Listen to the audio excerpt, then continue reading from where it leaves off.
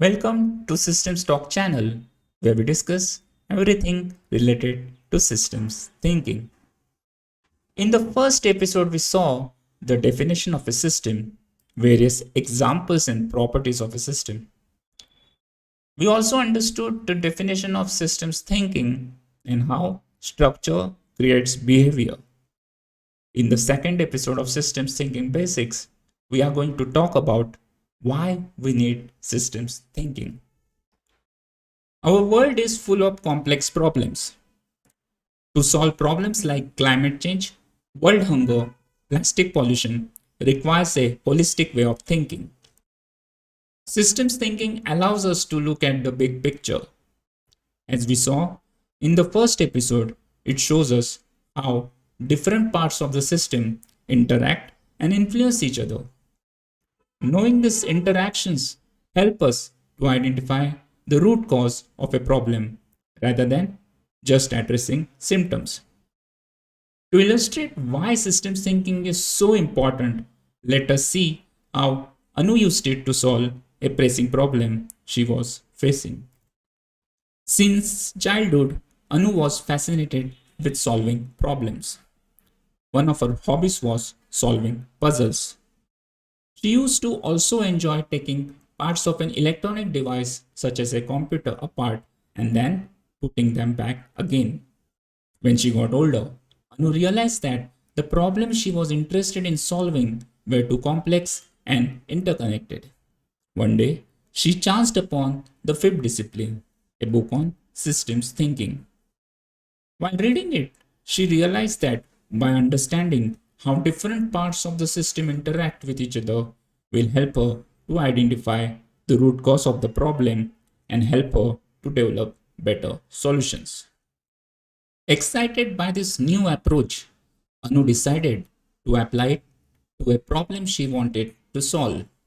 She had noticed that people in her community were struggling with chronic health conditions such as diabetes, lower back pain, and fatigue. She planned on using systems thinking to come up with a solution that can help people to live healthier and thus happy lives. Anu started with noting the various variables that contributed to these health conditions. She looked at variables like culture of overconsumption, diet, exercise, social support, open spaces, access to healthy food like fresh vegetables and fruits, and drew a diagram of how they are all interconnected. After looking at the diagram, she realized that changing one can affect the other variables and thus drastically improve the health of the people.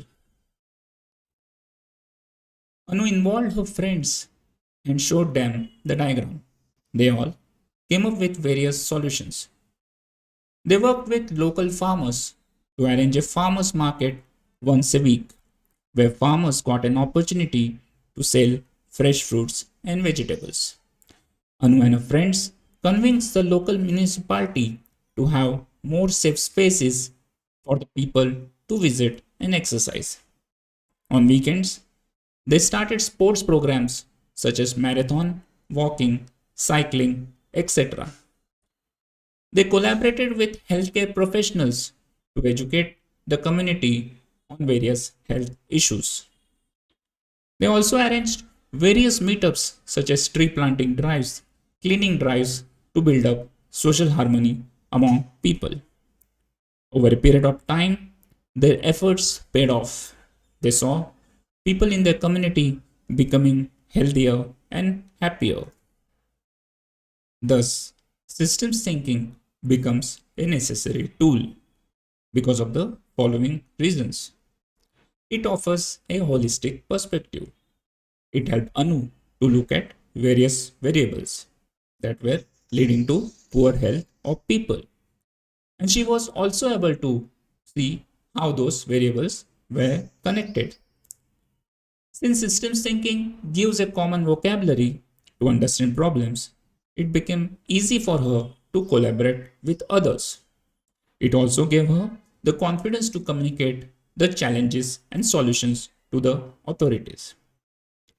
Since systems thinking offers simulation, it is easy to simulate the system we work on and see how it behaves over a period of time. This helps in better decision making, thus making it easy to monitor the impact. Systems thinking also gives one enough space to be as creative as possible to come up with innovative solutions.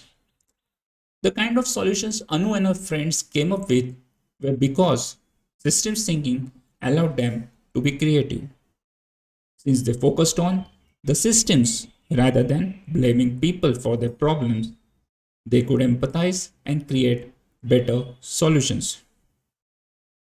After seeing this change and how systems thinking helped her to achieve the results, Anu started using it to solve all the problems. She also started educating others on systems thinking.